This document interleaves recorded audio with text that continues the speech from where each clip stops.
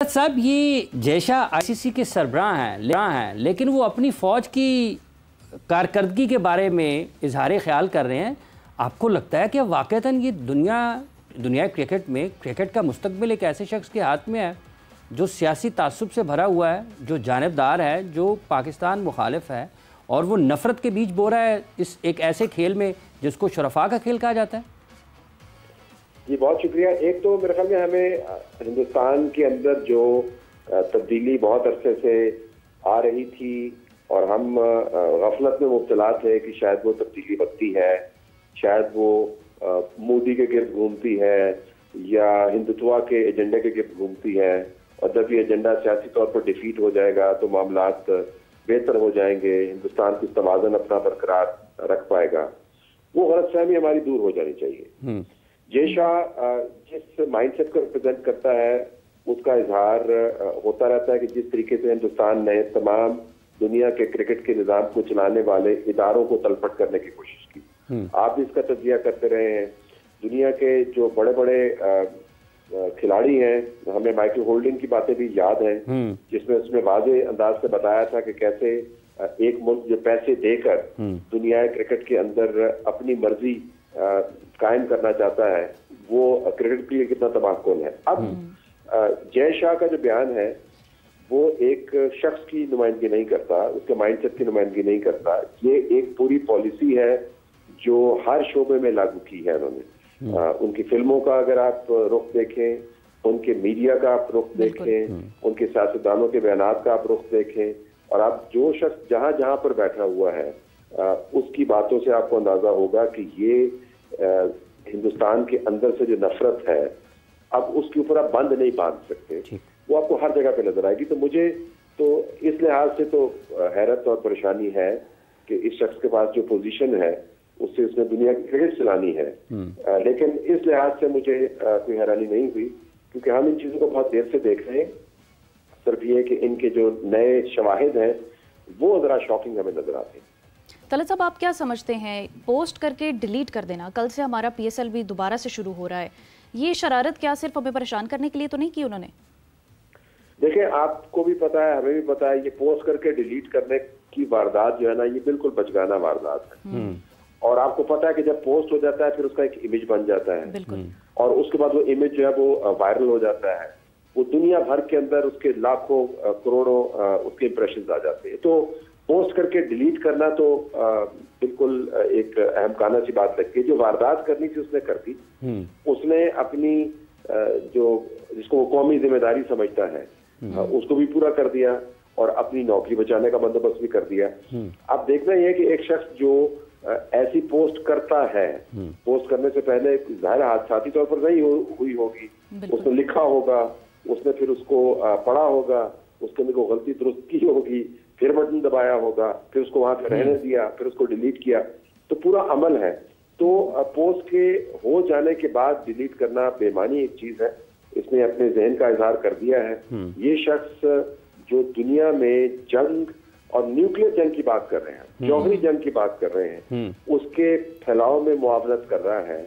ये शख्स एक पुरन पहलू जिंदगी का खेल उसको कैसे चला सकता है? मेरे ख्याल में ये सारी दुनिया के जो क्रिकेट खेलने वाले ममालिक हैं उनके लिए लम्हा फिक्रिया है कि इस पोस्ट पर एक ऐसा शख्स बैठा हुआ है जो दुनिया के अंदर न्यूक्लियर जंग को और न्यूक्लियर जंग करने वाली फौज को सलूट करता है और अपनी तरफ से बड़ा कारनामा करता हुआ नजर आता है, फिर डिलीट कर देता है। अच्छा तलत साहब, जब हम ये बात कर रहे हैं, जैसे आपने अभी हवाला भी दिया शुरू में, तो क्या हर उस अहम जगह पर इसका मतलब ये है कि हर जयशाह के अंदर एक मोदी घुसा हुआ है, छुपा हुआ है और उससे सारी दुनिया को ख़तरा है? फिर जैसे अभी आपने शुरू में उसका हवाला भी दिया है, ये सब अपनी कौमी जिम्मेदारी निभाते हैं और उसको सारी दुनिया को उसके अमन को भी नुकसान पहुंचा रहे हैं, खेल को दागदार कर रहे हैं, उनके पीछे एक मोदी है। मैं आपसे बिल्कुल इत्तेफाक करता हूँ, सिर्फ मेरी गुजारिश ये कि ये मामला मोदी से आगे का चला गया है। ठीक, मोदी ने जो जहर का समुंदर उसके बांध तोड़े हैं, उसने अपनी तमाम हिंदुस्तान को अपनी गिरफ्त में ले लिया है। जो नाम नहाद सेकुलर हिंदुस्तान है उसने तो खैर अपनी रेलेवेंस खो दी थी। अब मोदी का इंडिया जो है वो मोदी का इंडिया नहीं है, इंडिया का हर बंदा मोदी है। लोगों को इस बात पर एतराज होता है कि जी आपने सबको एक ही लाठी के साथ हाँक दिया।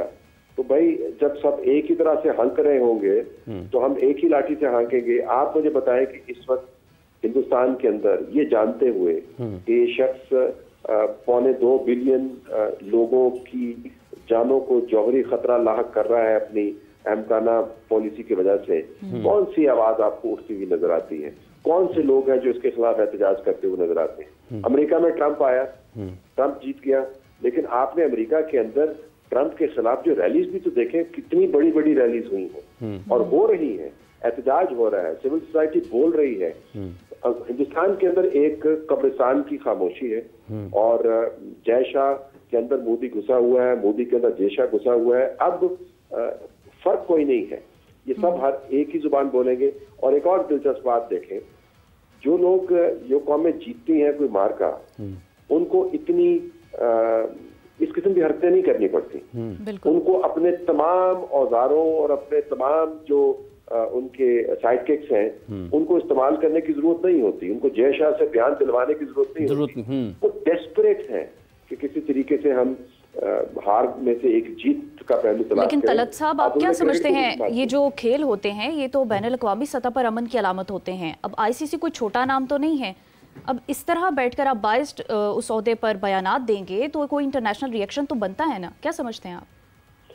देखिए जी, इसमें तो अपने आप को unfit to be the chairman, ये तो बड़ा सिंपल है। अगर उसकी चेयरमैन के ऑफिस की जो क्वालिफिकेशंस आप पढ़ें, उसके ऊपर तो ये इसको वहां पे होना ही नहीं चाहिए ना अब तो, क्योंकि इसने बता दिया कितना मुतासर है।